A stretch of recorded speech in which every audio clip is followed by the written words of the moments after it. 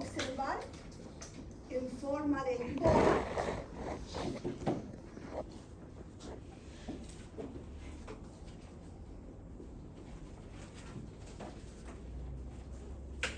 Lo podemos observar en forma de hifa, los talos.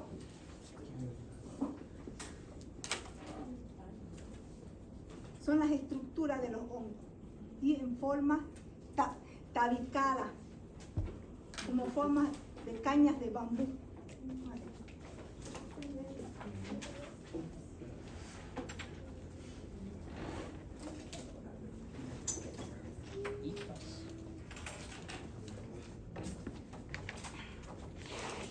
Son las estructuras de los hongos, en forma.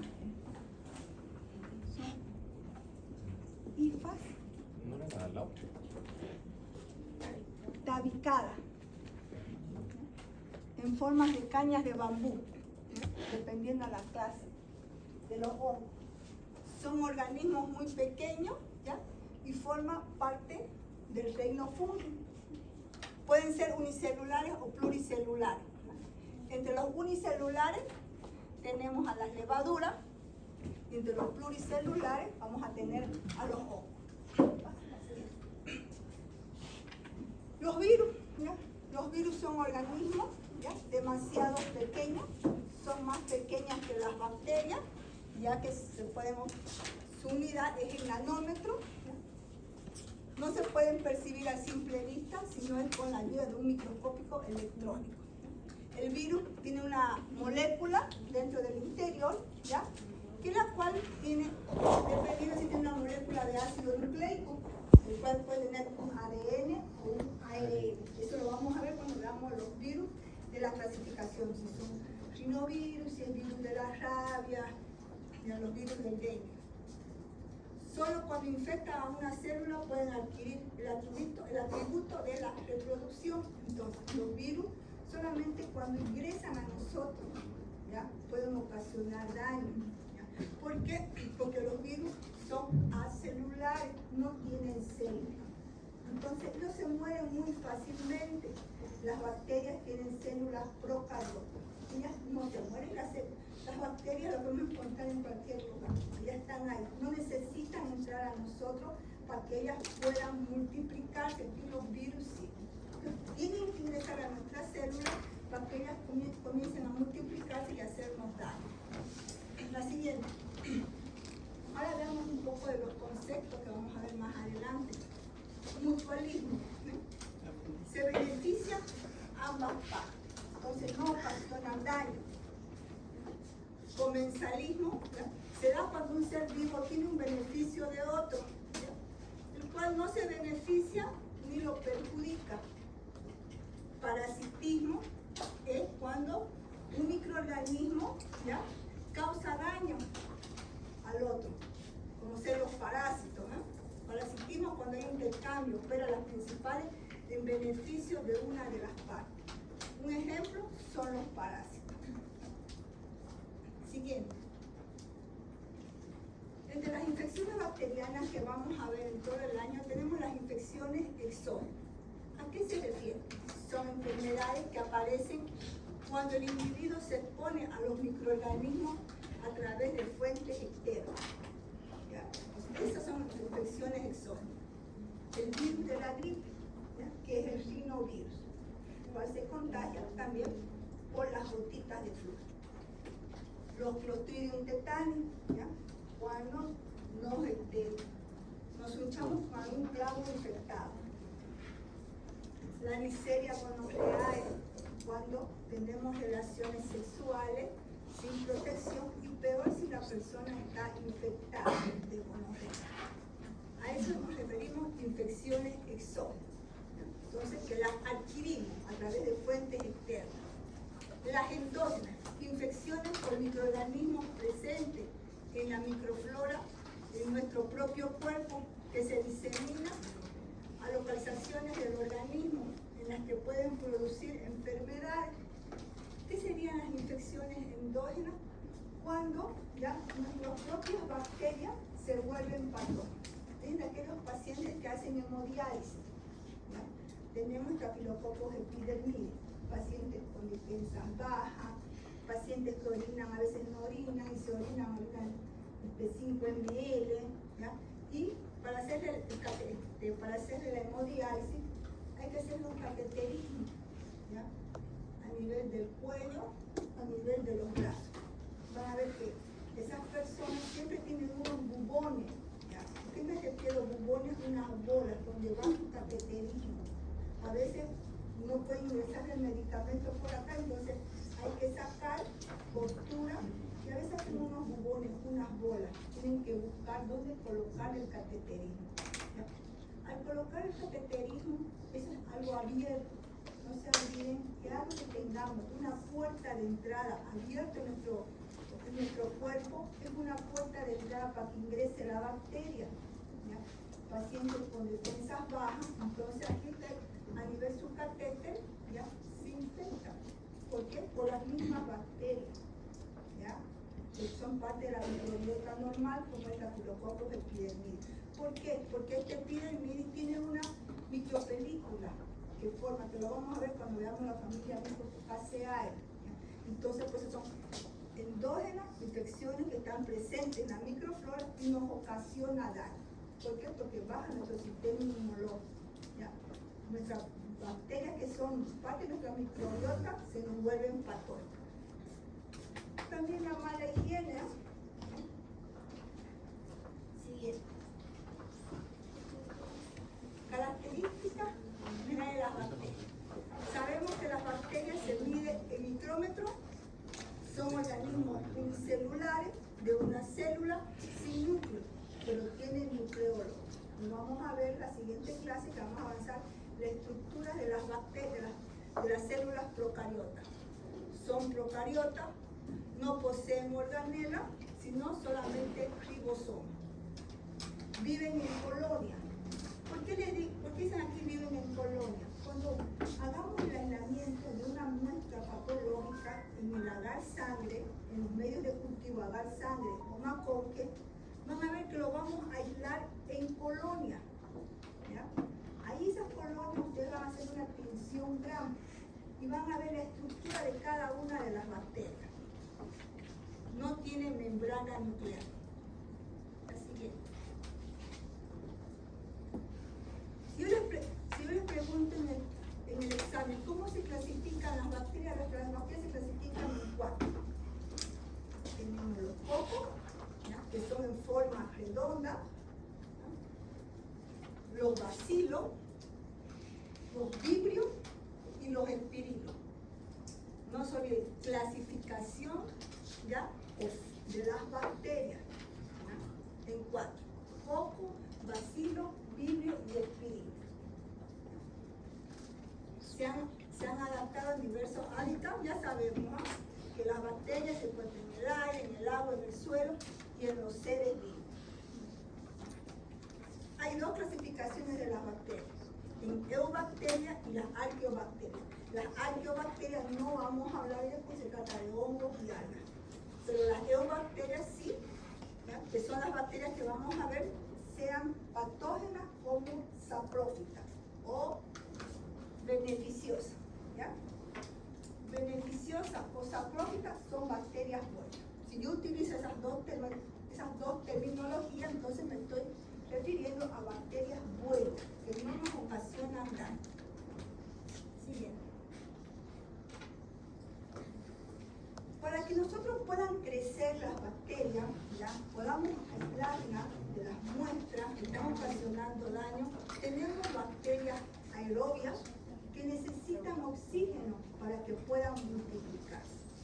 Si le quitamos el oxígeno, entonces no se van a poder multiplicar aquellas bacterias, ejemplo, Escherichia coli, Staphylococcus aureus, Streptococcus pyogenes, ¿ya? Anaerobias son aquellas que tenemos que quitarle el oxígeno, ¿ya? Eso lo vamos a ver en la parte práctica, ¿ya? ¿Quiénes son aquellas? Tenemos Streptococcus pneumoniae, las Neisseria meningitidis, las Neisseria gonorrheae. Tenemos las otras, las anaerobias facultativas. Son bacterias que pueden crecer con oxígeno o sin oxígeno. como sea la Escherichia coli o cualquiera de la familia Enterobacteriaceae, podemos colocarla en una jarra de gashwash, que es la que quita el oxígeno a las bacterias. Igualito van a crecer estas colonias, ¿ya? Que son lactosa positivas. Entonces, si yo les pregunto, ¿ya?, referente al requerimiento de oxígeno de las bacterias, son tres: aerobia, anaerobia y anaerobia facultativa. Las aerobias nos van a crecer entre 30 a 37 grados centígrados. Las anaerobias tenemos que quitarle el oxígeno. Y las anaerobias facultativas son aquellas bacterias que van a crecer con oxígeno o sin oxígeno. Siguiente. Las bacterias reciben diferentes nombres según su forma. Son bacterias en forma esférica.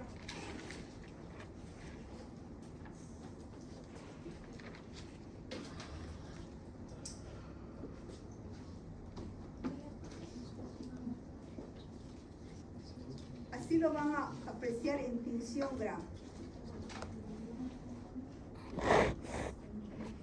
Si decimos que si son coco gram positivo, es porque se va a teñir de color violeta. Son esféricos. Bacilo.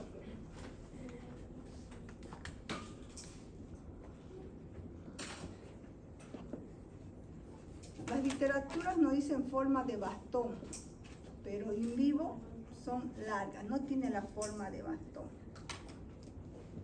¿Quiénes están aquí?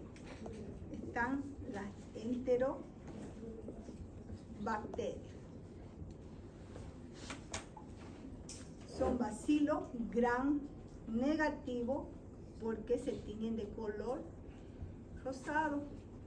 En tinción gram lo van a observar. ¿Cuál es la diferencia de los cocos y los estreptococos? Los cocos son redonditos. Los estreptos son en forma de cadena, pero también son cocos, pero en forma de cadena. A esto le decimos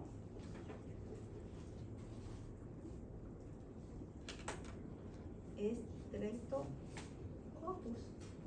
Ya, esa es la diferencia de un coco, ya, que son en forma esférica o como redondito, y los estreptococos son también cocos, pero en forma de cadena, cadenas largas o cadenas cortas, que también lo van a poder ver en la tinción de grano, en la parte práctica.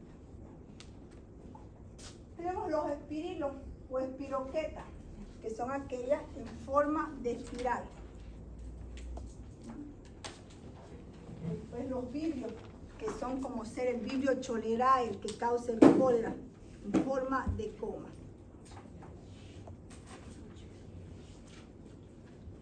Vibrio, estos serían los espirilos. Estas serían las 4 formas, ¿ya?, de bacterias que vamos a ver. La siguiente.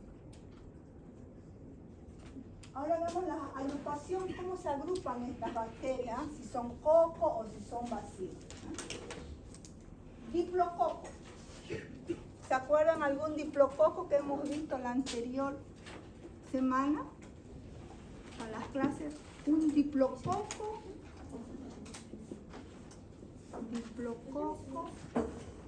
gram negativo.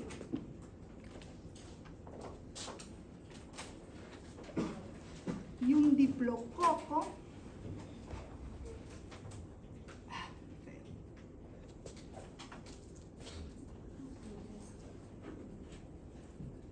en forma de gafita, ¿se acuerdan?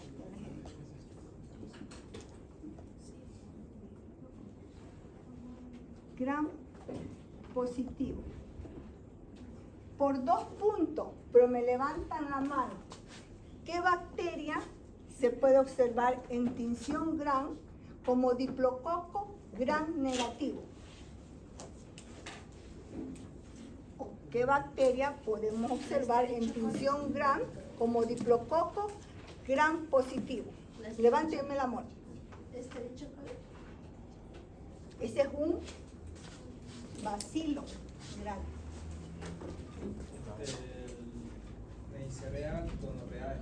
¿Cuál es? ¿Es un negativo o un positivo? Negativo. Negativo. Entonces aquí tenemos a la Neisseria. Sí, esa. Y acá. Y Diplococos gram positivo.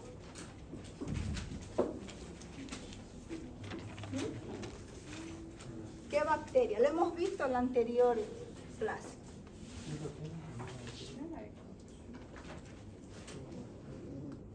Franco dijo, es un extracto. ¿Cómo se ven los extractos? Este es un extracto del género extracto. Ahora, díganme la especie. No, ese es estable.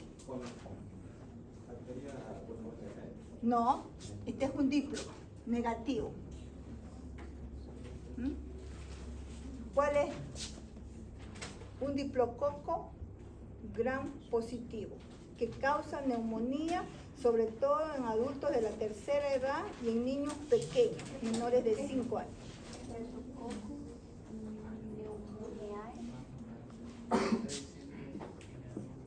Es un estreptococo pneumoniae. Ya, van a hacer acuerdo.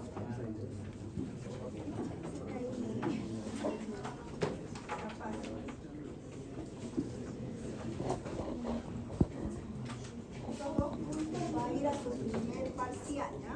Van a hacer acuerdo. Voy a anotar, pero no sé.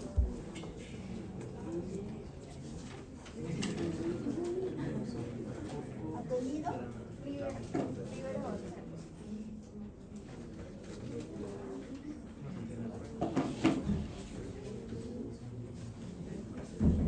Rivero González Laura. Sí.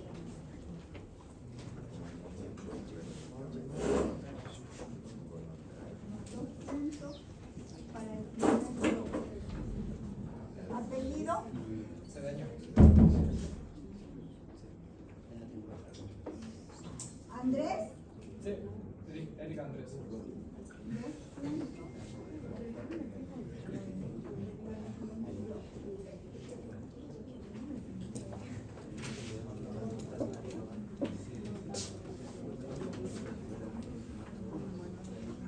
Entonces, ahora los extractos.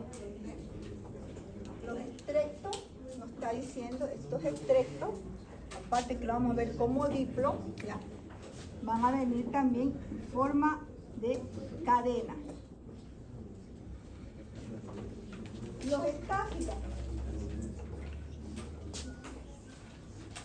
Los estafilococos en tinción gran lo van a observar como en forma de racimo de uva, el acúmulo de todos los cocos.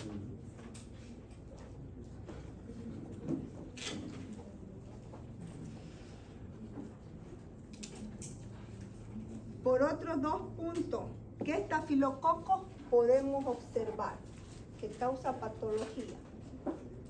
Y también parte de la flora normal.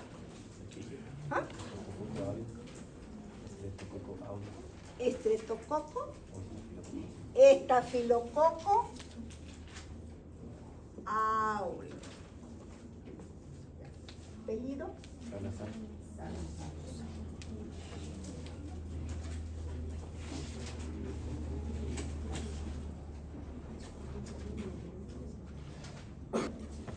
Los estreptococos en forma de cadena, cadenas largas o cadenas cortas, y los estafilococos en forma de racimo. Entonces, en la tinción gran, cuando ustedes miren en la parte práctica, si están todos así acumulados los cocos, entonces estamos frente a un estafilococo, pero no saben su especie. Hay que hacerle otras pruebas para que vean si es un áureo, si es un epidermidis. Lo mismo en los estreptococos, en la tinción gran. Hacen un extendido de una muestra biológica, van a ver en forma de cadena. Están frente a un estreptococo, pero no saben si son piógenes, si son agalactiae o si es un neumoniae. Hay que hacerle pruebas específicas para ver cuáles de estos 3 extractos que son de interés médico, que le interesa al médico. Siguiente. Para que puedan crecer, ¿ya?, sobre todo estas colonias, ¿ya?, necesitan temperaturas óptimas. Hay bacterias que crecen, que son termófilas, crecen entre 50 a 60 grados centígrados. Hay otras bacterias mesófilas, que crecen entre 30 a 37 grados centígrados, y las cicrófilas, que crecen entre 15 a 20 grados centígrados.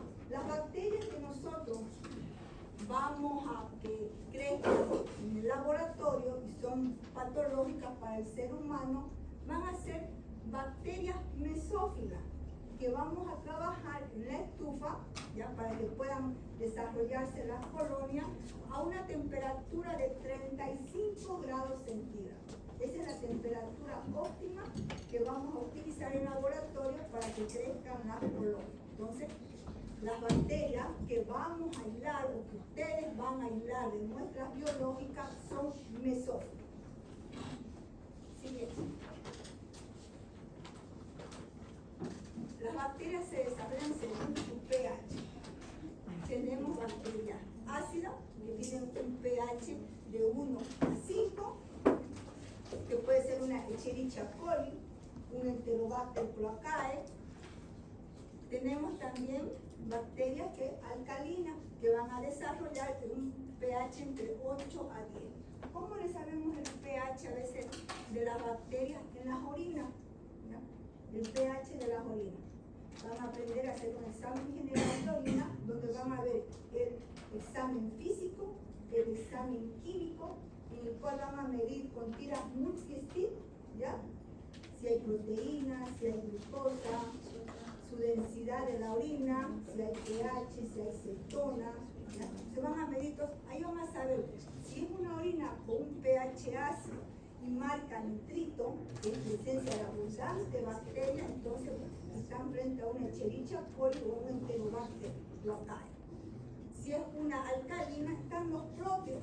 Los próteos van a medir un pH entre 8 a 9. Entonces sabemos que esas son bacterias alcalinas, que serían los próteos mirabilis, los próteos vulgaris. Esa es la siguiente.